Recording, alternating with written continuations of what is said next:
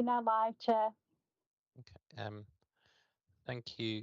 Sorry, give me one moment. I've just lost the script on the emails.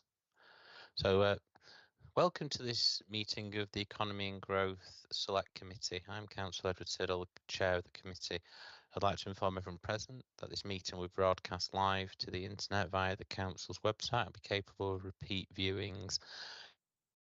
The images and sound recordings may be used for training purposes within the Council. In order to ensure that the meeting is managed effectively, can everyone please keep to the following guidelines for speaking? Councillors should only use the raise hand function when requesting to speak and only speak when they are invited to do so by the Chair. Please switch off your camera and microphone when not speaking, and remember to set your mobile phone to silent for the duration of the meeting. Any views expressed by any of the speakers in the meeting are the speaker's own, and they do not necessarily reflect the views of the Council. Please can Council be aware that the webcast will continue to stream live 20 seconds after the close of the meeting. This is due to the time delay in transmitting live. Now confirm the names of the other members of the committee. Councillor Nev Clark, Vice Chair, Councillor Dan Capper, Councillor Simon Evans, Councillor Paige Hacking, Councillor Ian Huddleston, Councillor Kev Kirkham, Councillor Chris Payne, Councillor Rachel Quinn, Councillor Peter Roberts, Councillor Jill Scott and Councillor Kath Zeisland. And we'll move to agenda item number 1, apologies for absence, and I believe we've got a couple of one apology definitely. Yeah, we have apologies from Councillor Quinn and Councillor Bob McEwen is sub-chair. So agenda item 2, we got any disclosable interest on matters before the committee? Take it as no. Agenda item number 3, any matters referred to the committee under the calling procedures. So Councillor None, Chair. Todd. I just had a declaration of interest because I'm treasurer of the Buxton Bad Nauheim Twinning Association, and that received some of the money from UK SPF fund. Okay, nice, thanks for that. Well, I suppose I better disclose that I'm a member of the people that organised the Glossfest as well, so I must declare an interest. Is that covered under our report, our declarations at the time, Rachel, or do we need to send an independent declaration form? No, that's fine, Chair. I'll just record it in the minutes that those declarations have been made. Councillor Evans, I'm assuming maybe something similar as well? Yes, I suspect as a member of New Mills Town Council, just to make sure that they also received some money, I think, reading in the papers, so also declare that similar interest.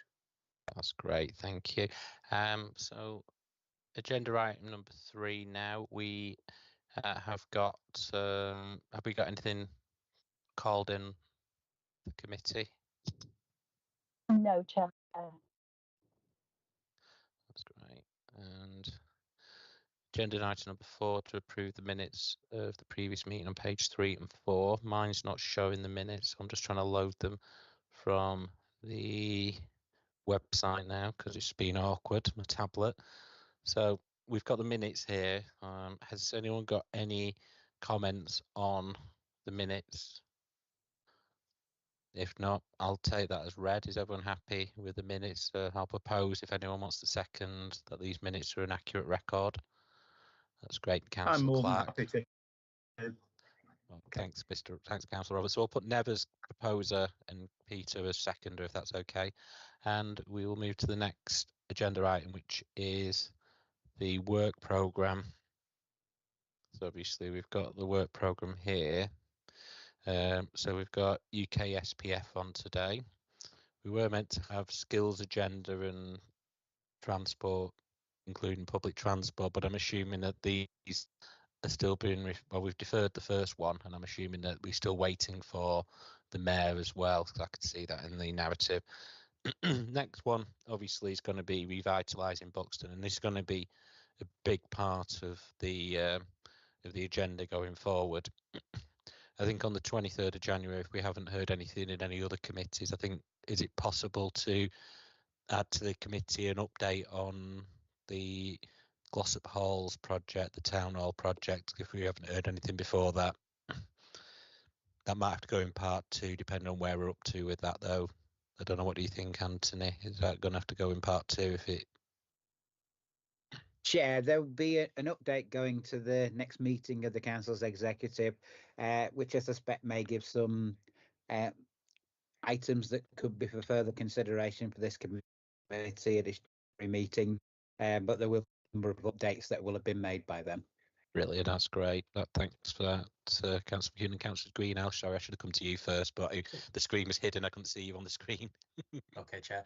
It was just to state for the committee's benefit that as part of the Part 2 decision that the executive took around revitalising Buxton, there are a number of other decisions.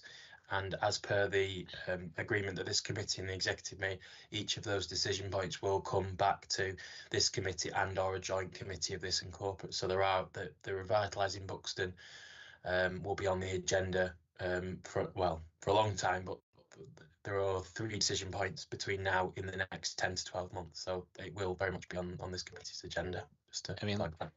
I mean, the one thing about the agenda to say is that it does look very sparse, but it's sparse for a reason, because it's such a big project going on at the moment that it's filled up with that. But there are other things that we can add at any point when it comes up and as and when it's needed to.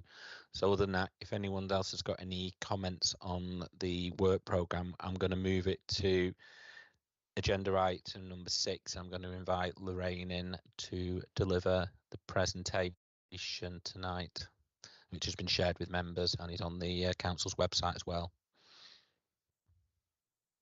Thank you, Chair. Can you hear me okay? Yep. Yes, we can Good. hear you. I'm going to turn my camera off and microphone to allow you to start. So I shall start sharing my screen with seconds to upload. We've also got Mark Wotton, who's the Principal Regeneration Officer, who's with us this evening as well. Mark's been leading the UK Shared Prosperity work since he joined us earlier this year.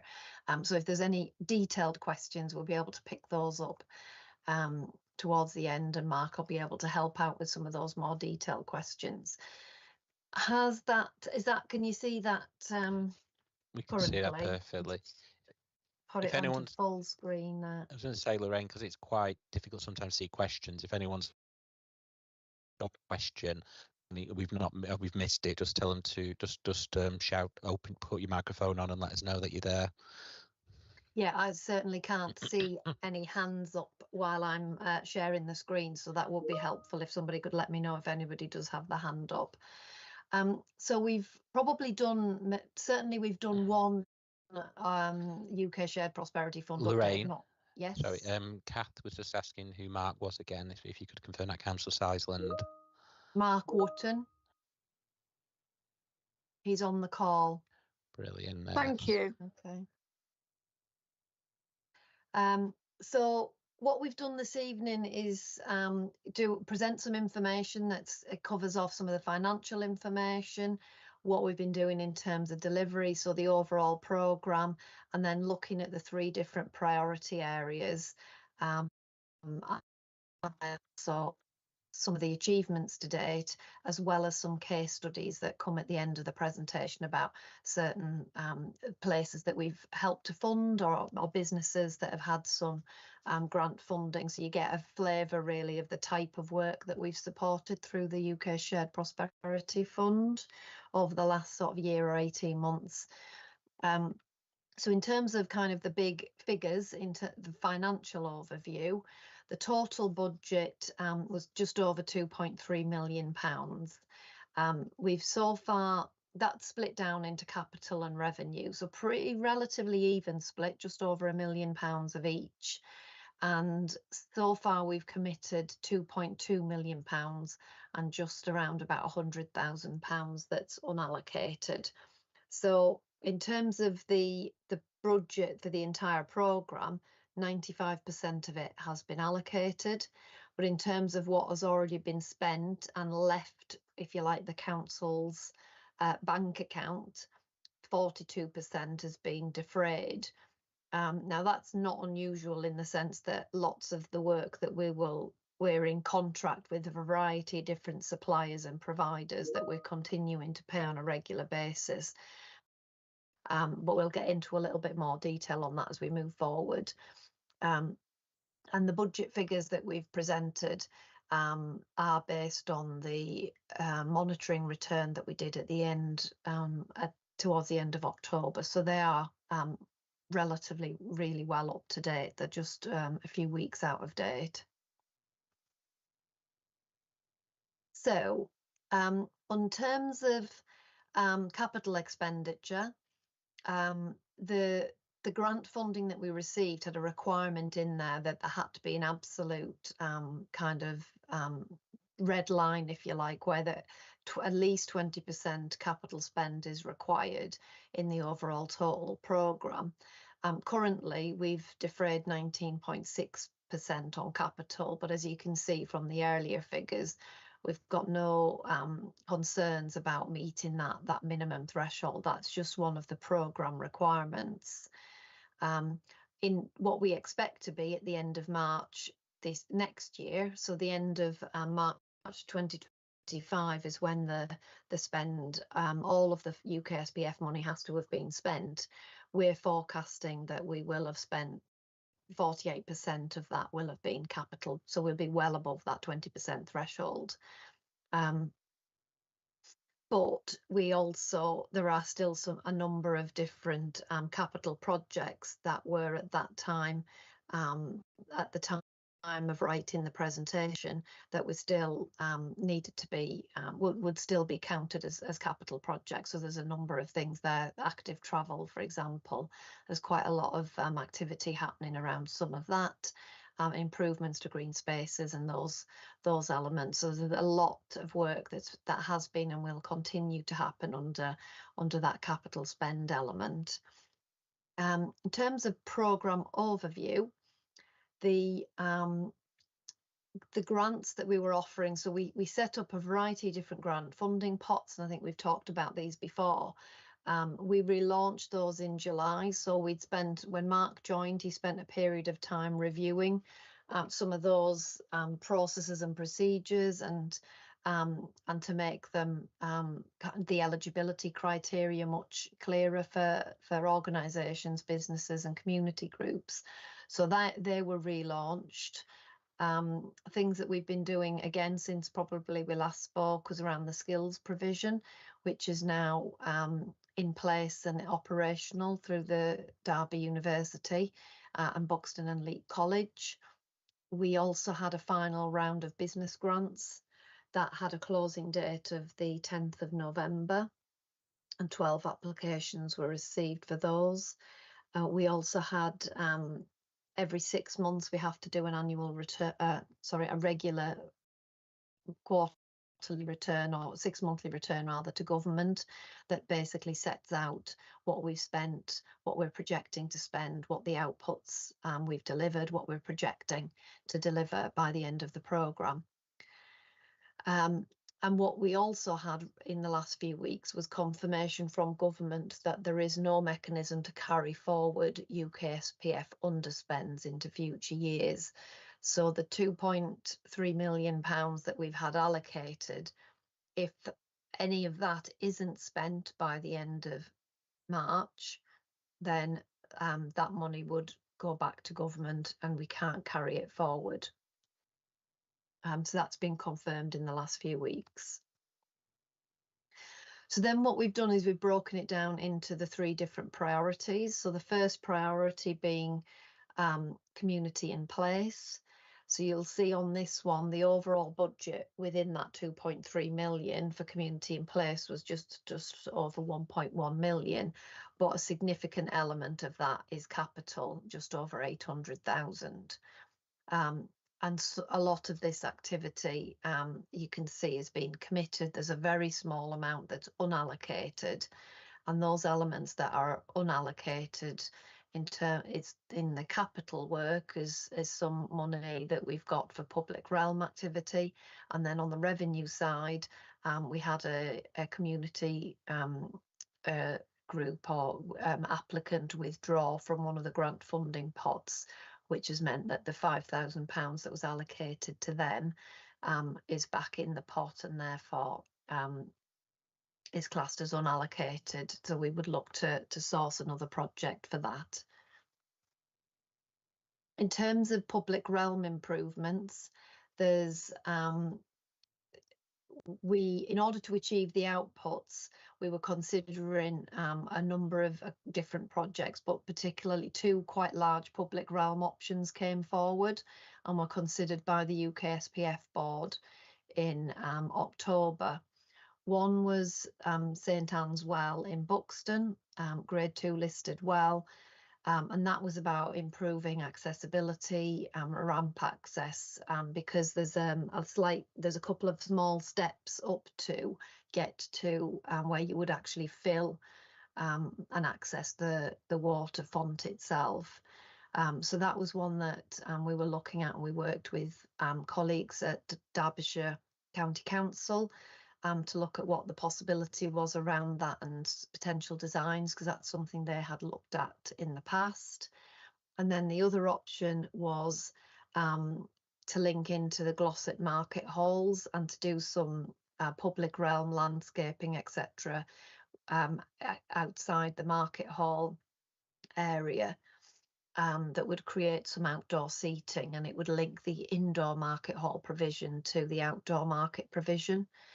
And that was debated at the board meeting in October.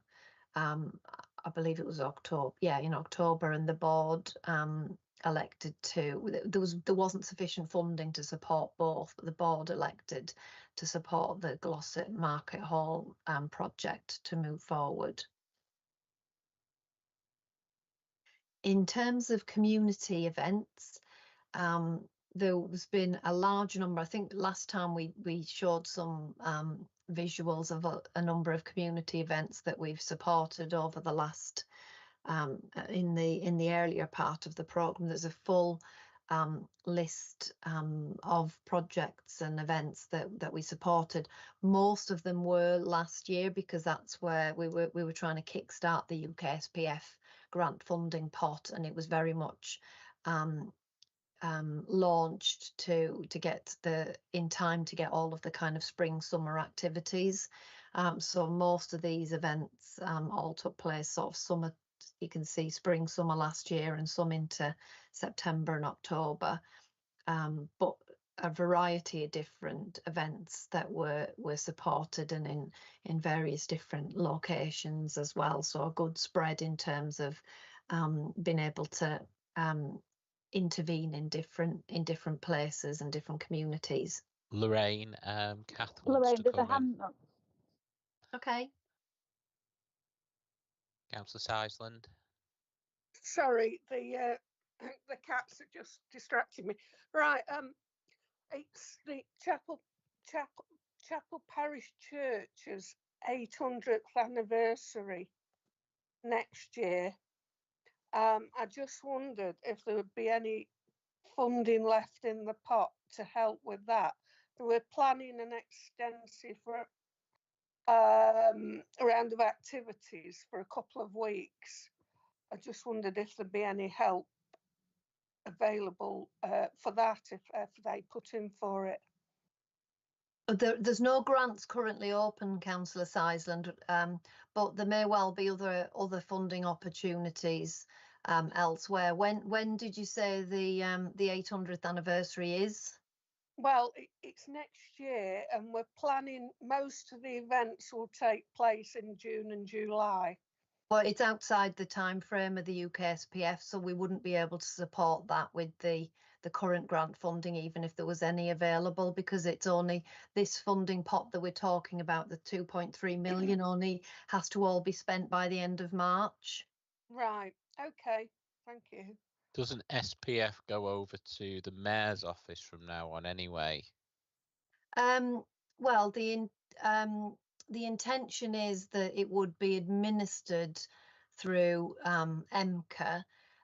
However, I think it's fair to say that MCA are not necessarily resourced to be able to manage projects. So I think there would be an element that they would run top slice and deliver certain things that might be more of a maybe some elements of skills and business support, but I think things that were more community and place led would potentially still come directly to, or they would passport it to local authorities, and would probably want local authorities to kind of stipulate what projects and interventions they would be looking at using that money for.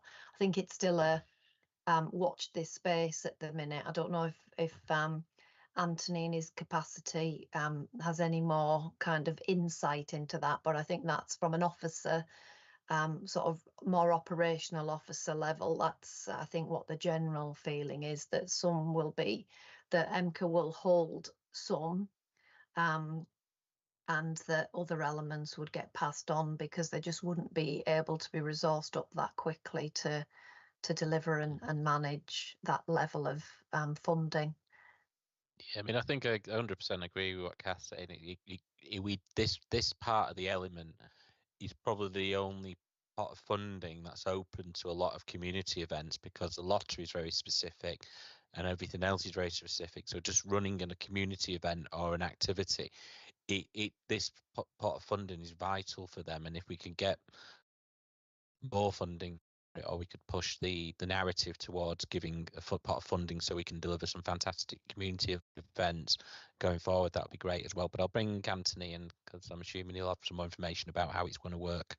Thanks, Chair. I mean, the essential thing at the moment, although we know there's going to be some sort of UK SPF, we're still awaiting the exact details of what it'll be. The indications that we had the last EMCA board meeting, the update, was that the expectation was that the funding may well be more weighted towards capital funding this time rather than revenue funding. But the intention is that EMCA will sort of, as Lorraine said, sort of top slice it. Essentially what they're looking at is a number of the councils across the patch have used some of their funding to support, as we did, elements around tourism and some skills stuff. And the general thinking is that if all of us are sort of giving a little bit to some of the tourism bodies, etc., we can possibly get better bang for the buck. EMCA sort of making an arrangement to do the one big grant across the whole patch.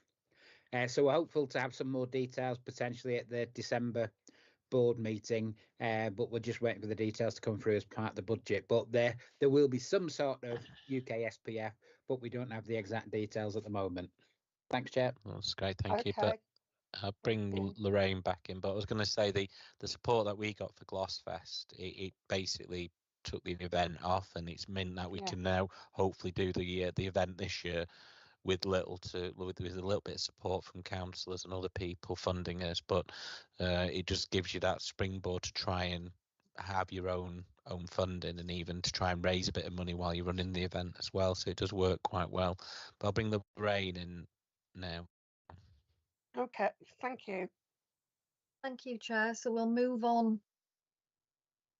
That was just some photos from some of the events that we supported last year. So we'll move on to, again, staying on community and place, some of the active travel enhancements that we've invested in. So a number of different paths were identified for improvements. 2 sandstone footpaths have been completed in Temple Fields, and we've got other activities underway and planned. Removal of some barriers at Whaley, incline, redesign of frontage to Simonley Park play area, and also more path improvements.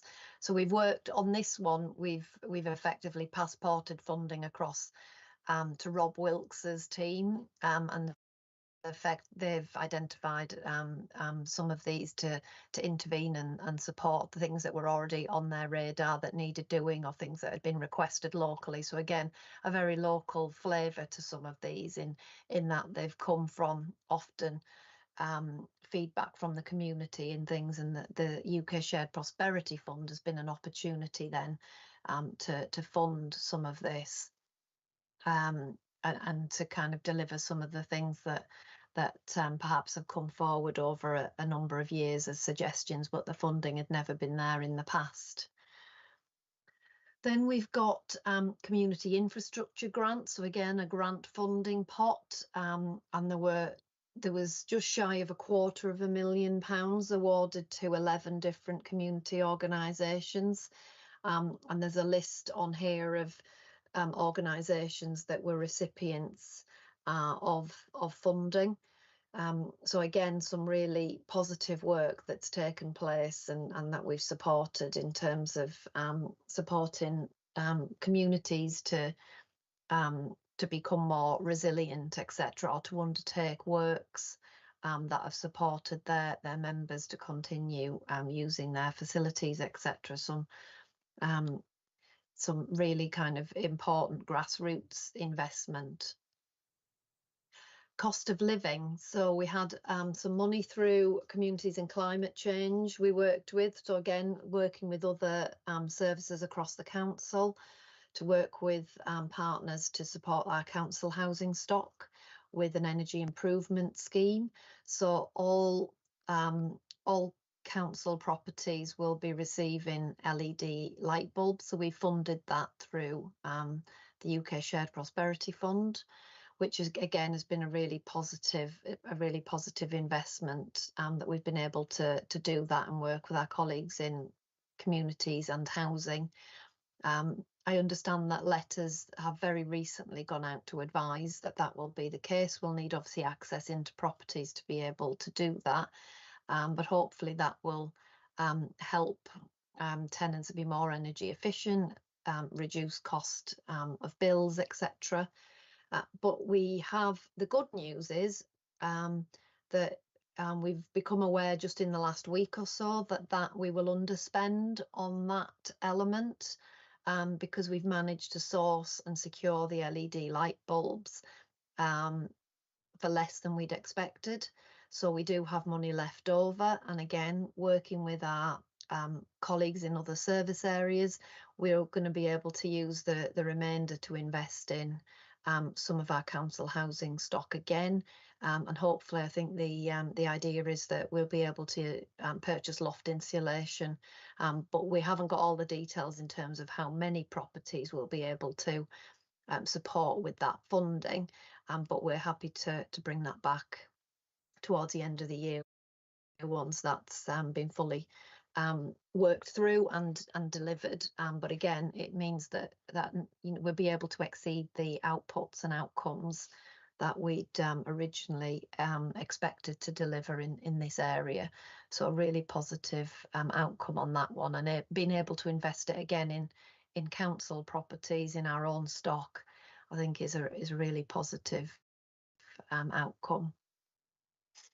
And then also there's been other activity around cost of living in terms of being able to provide information, advice and guidance to people and to households, and grants and energy audits as well. So again, in addition to kind of the capital and supporting our own housing tenants, other activities as well that are helping other community groups as well as businesses.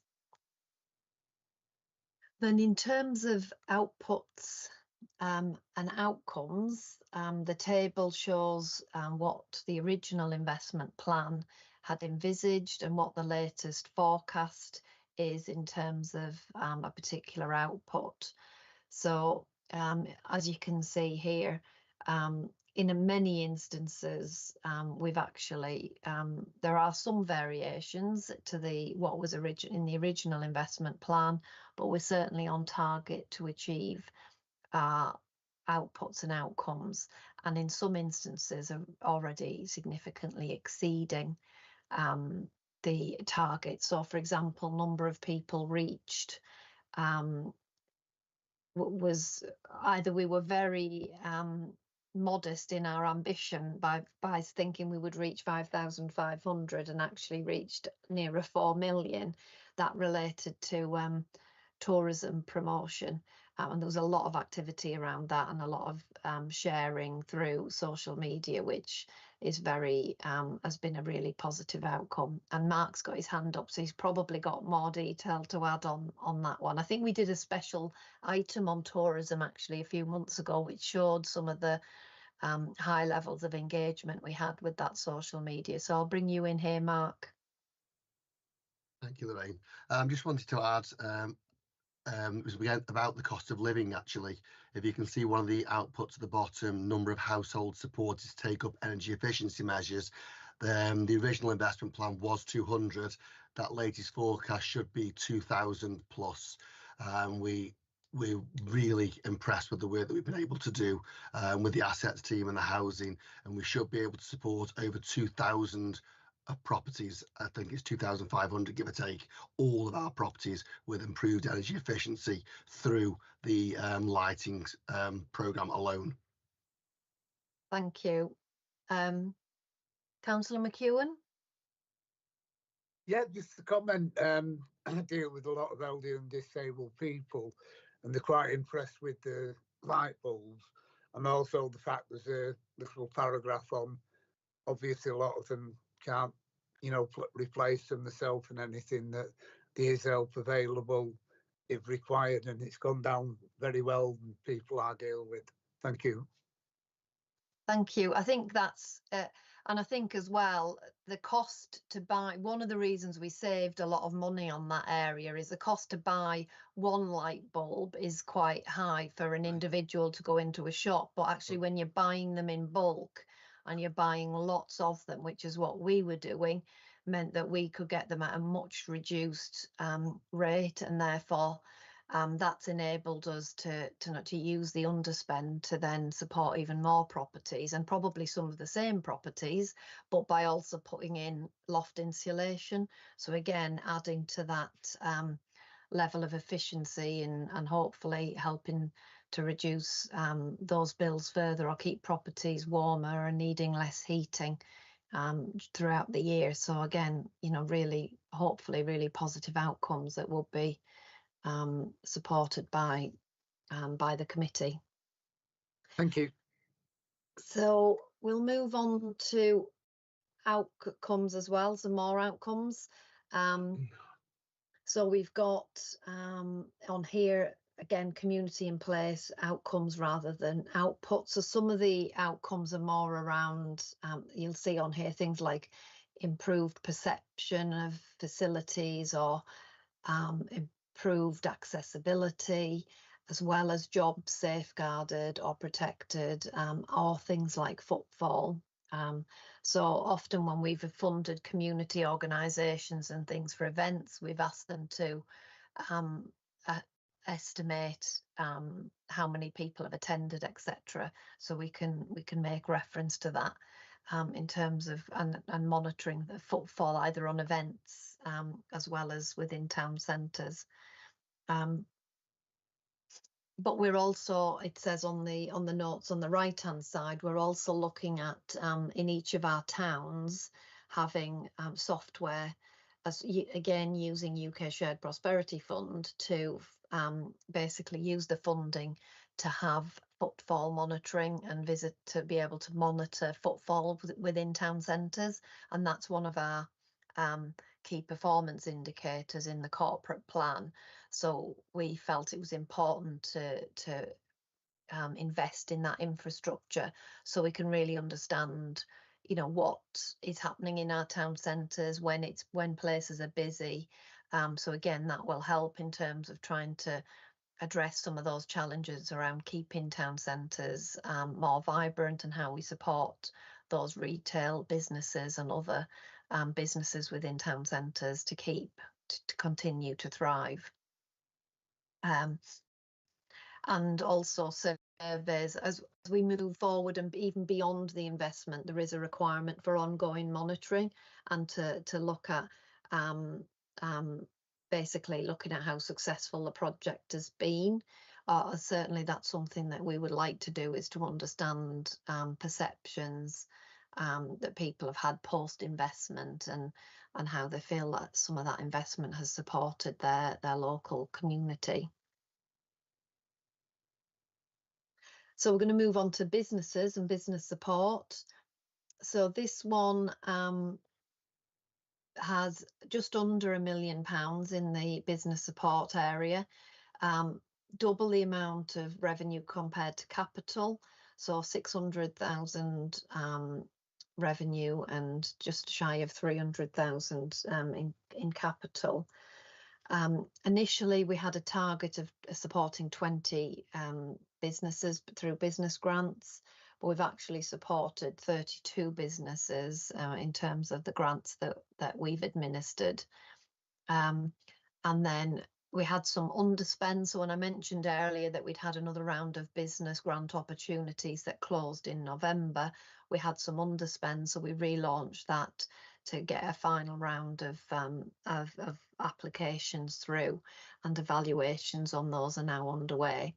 So we do have in here currently showing a 72, just shy of £73,000 unallocated. But as I said, we're still evaluating those applications that come through, so they will largely be funded from that unallocated pot. So in terms of things that we've invested in, there's been investment around training hubs, business support, incubators and accelerators. That's the kind of strands of the funding. There've been two specific and bespoke business support schemes. One's called the Business Startup Programme, which is delivered by Derbyshire County Council and Vision Derbyshire. And then the second one is a High Peak Business Accelerator, which is delivered by East Midland Chamber. And on here, on these business support activities, 154 businesses have been supported through those programmes. 19 entrepreneurs have been supported, 7 new businesses have been set up, have been created, and 38 jobs created and 12 jobs safeguarded. So again, some really positive results and outcomes from that level of investment that's been, over the last year in that area. And then there's also an element that relates to community enterprises. So we've got a delivery partner enterprise support alliance, which is effectively looking at supporting the local social economy and community businesses, etc., and social enterprises. And effectively, that's where a lot of the revenue element has been spent, and supporting 23 existing and 2 new community enterprises with non-financial support from ESA. So some of that is things like supporting them to have the skills and develop the skills in-house to apply for grant funding, so that when those opportunities come up, they can help them and support them to, and they've supported them to fill in some of our grant applications, etc. It really is about that grassroots development and building the skills and resilience locally, so that when the opportunities come, they've got the ability in-house to be able to pull those business cases or applications together. And just over £100,000 has been awarded to 8 community-based enterprises, which again we've listed on there just for your interest in terms of where some of that money has gone and where it's been directed to.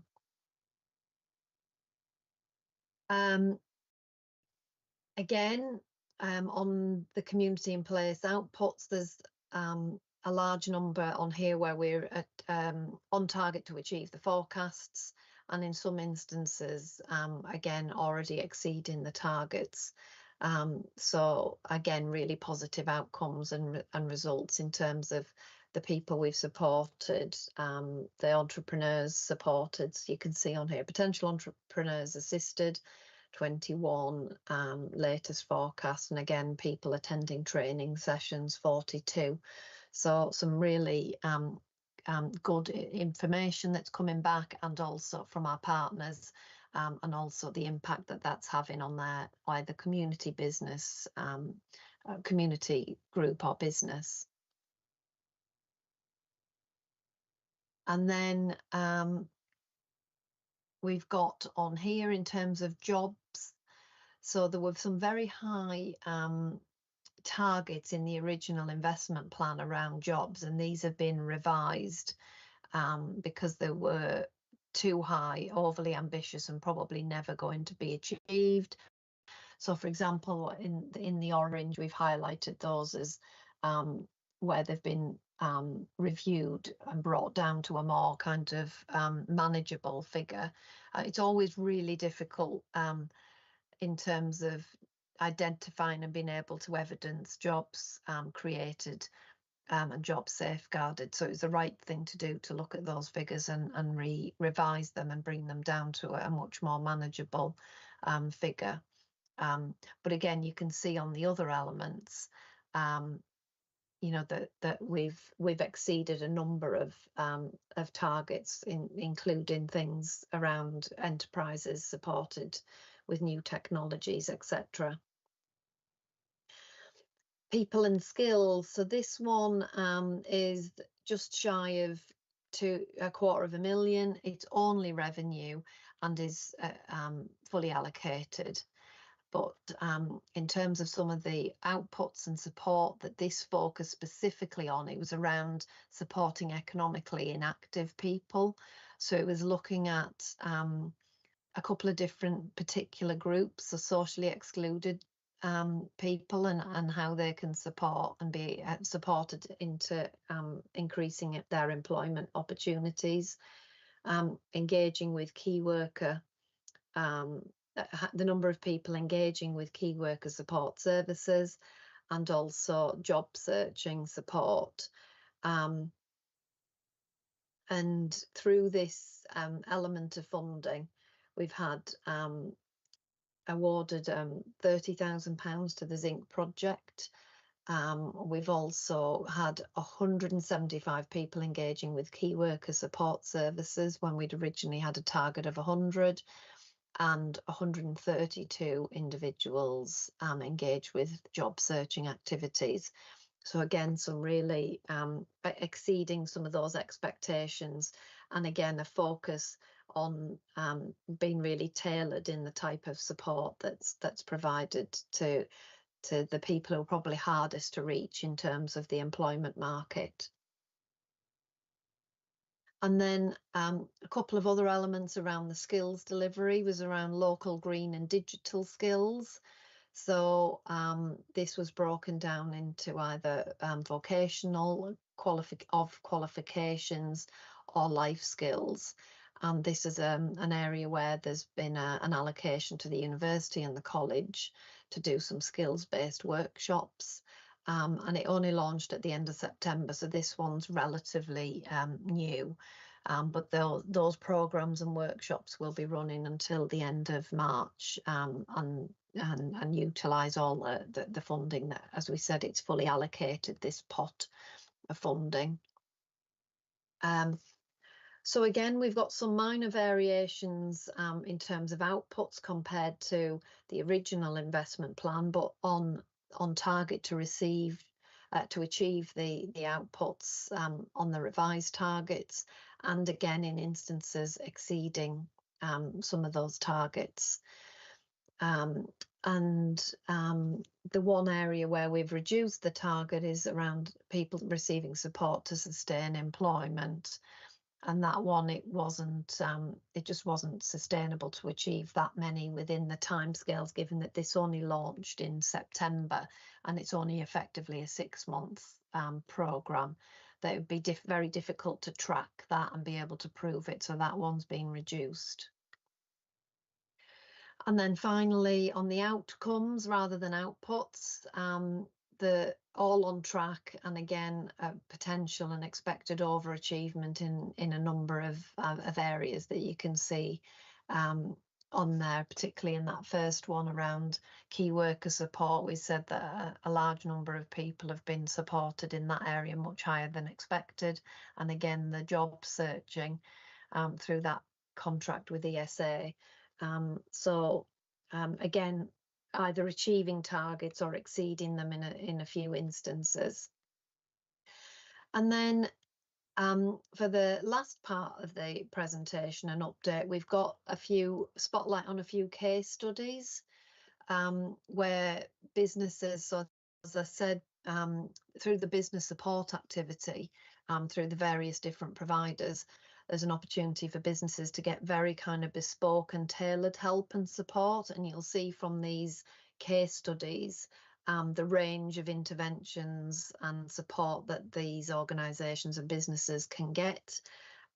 So effectively, the Buxton Gardens is a specialist gardening and design that focuses specifically around cottage gardens, and through the Accelerator project, the business owner Martha got a range of different support and advice. So one area in particular was around email marketing. She was also supported to get some marketing consultancy input, which helped her to develop a new marketing plan to help her business. She was also helped with a grant application. So those skills, like I'd said, around skills for businesses to maybe apply for grants. And she got £1,600 for a new polytunnel and solar irrigation system through one of our grant schemes through the UKSBF. And also she'd never hired staff, so was needed support around how to do that and what she need, you know, kind of what the advice that she needed around recruitment and hiring of staff. And again, you'll see down at the bottom a quote from her around how that really benefited her in terms of the help and support that she had through that opportunity in the Accelerator programme. And also it's created jobs because she has hired new members of the team, and it's brought new products to the market. So it's been a really positive for her and for her business to have that opportunity to get that type of support. The next one is an organisation, a business called Pink Aubergine. Baked sweet treats that are decorated with these toppers, so they can either be branded with a company brand, or as you can see on there, Champions League, Virgin Atlantic, etc. Based in Whaley Bridge, again a very small business, sole trader, who then brings in other team members as she needs to. But the support that Claire got in this business was around looking at her business plan, and really an area of intervention was around her website and its performance and functionality. So that's where she got a lot of her advice and input, was around that particular element of the business, and some specialist digital support to improve her website and the user experience. And also the other element was around product development and innovation. So she got some time to develop some of her menu choices, if you like, and some of her products, her food products. So again, her feedback was really that it's quite lonely as a small business owner, as a sole trader, and that she got real support from the consultants, etc., and input that she got, and it's been really valuable to her business to have that. So again, a real success for her and her business. We've got more detailed case studies that sit behind this that we'd be happy to share. This was just pulling out some of the key points, but we've got a little bit more detail on these businesses that have been supported. And then Rob Wilson Art, a business that's based in Whaley Bridge and sells original art, and also has a gallery.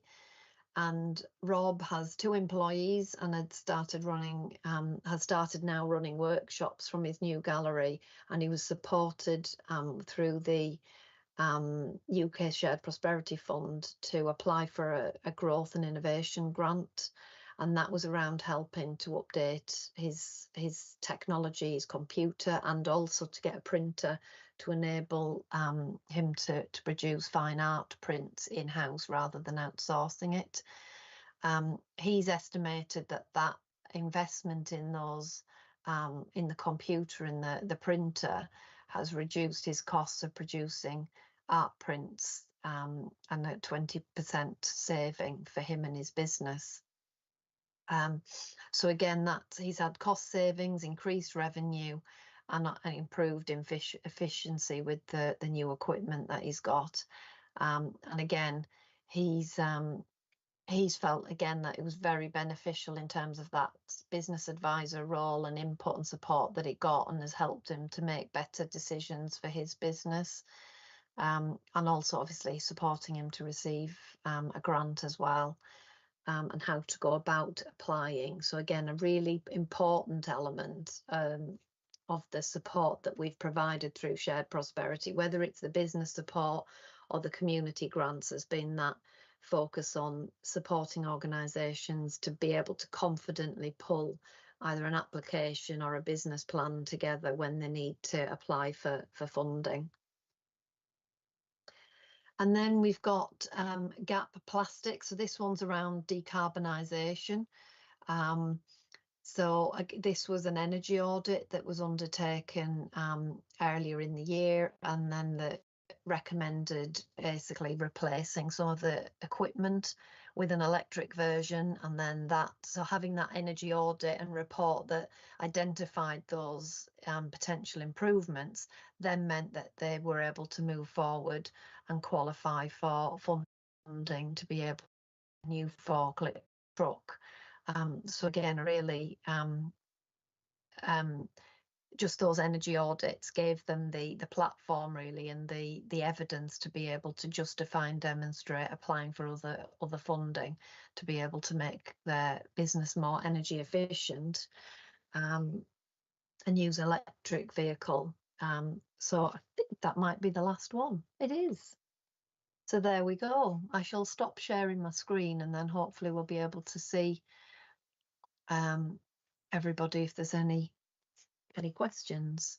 Yeah, that's what I say. Really good thorough presentation about the Shared Prosperity. I think it's been a really successful pot of funding, and I know I've spoken to the bowling club in Hadfield who are really grateful for the funding, and that's really gearing up there, and they are going to be hopefully reopened properly with their new clubhouse, and the community will be coming in to use it. I mean, they're opening it up to schools to go and get ready to do bowls, and we, the Council Initiative Fund, have funded a set of kids' bowls for them to use. So it's really good to see that. And again, with the community side of the grants as well, it was really good working with the Glossfest to make sure that we could deliver a very successful event. That also provided lots of funding and lots of business for local bars, restaurants and shops in Glossop, and put Glossop on the map as well. So it's been a really positive scheme, and hopefully it'll continue with the new setup. I mean, there's other organisations that I know that do need funding as well, and hopefully with the built environment, they might be able to get some funding, because I know a place like Bradbury House want to get the windows and the boiler replaced, and they've not got the funding this round, but hopefully when it comes back under its new scheme, it may have the funding for them to get some funding for the windows, and hopefully that will be on offer. I'm going to bring in Councillor Clark. Yeah, it's just I know both Rob and Claire, so it's great. I mean, Rob's a great addition to the high street. Unfortunately, Claire may well be moving the business somewhere else, but it doesn't really matter too much, does it? We still help the local business through the local authority, so it's fabulous. So yeah, just to say that really. So I acknowledge the thanks. Long may it continue, and I think it will attract other new businesses to the area. Thank you. I mean, Anthony, is it worth, when we know more about it, we need to put it back on the agenda, obviously, when we know about the next round of funding, so that would need to come back on the agenda at some point, wouldn't it, so we can get an update for members, because I think we should be acting as facilitators as well to try and get local businesses and local community groups to apply for the next round of funding, however it may be laid out. Chair, yeah, no, I think we'll be looking, we obviously want to report back in terms of sort of at the end of the the current funding round at the end of March. So that may be a little bit, that may well push into sort of next year's committee cycle. But also, now as soon as we've got sort of the details around how the funding is going to be allocated and what the funding will be available for, we'll look to get an update out to members as soon as we can do. Right, Councillor Hackin, you want to come in? Yeah, I just wanted to say that it's really positive to see a focus on giving people skills that they could take forward, like how to apply for grants and things like that. I'm really pleased to see that happening. Thank you. Yeah, I think it's been a really good scheme, and like I said, being part of the scheme and being part of one of the projects has really worked well. Councillor Evans. Yes, thank you, Chair. It's just to kind of reinforce what's been said thus far. I think it was a very useful and very interesting and thorough presentation, and thank you for that. And I think what impresses me, I think perhaps something we need to keep underlining, is the benefits of this spending will multiply, several fold from the activity that's been undertaken with the businesses and the organisations. So it's an investment that will continue to bring growth into the High Peak. So it's really encouraging to see that the amount of businesses we've helped, the amount of individuals, the amount of householders, and it's great to realise that that's going to continue to have an impact long after this money has actually been spent. So thanks to all of those involved in administering all of this work as well. Yeah, and like I said, it's same for our event that we run. That's continuing for 2026, and part of that, or 2025 rather, and part of that as well is that we're also supporting local businesses as well, because we beer from breweries in New Mills, Buxton, Hope Valley, so it really does help the full community as well.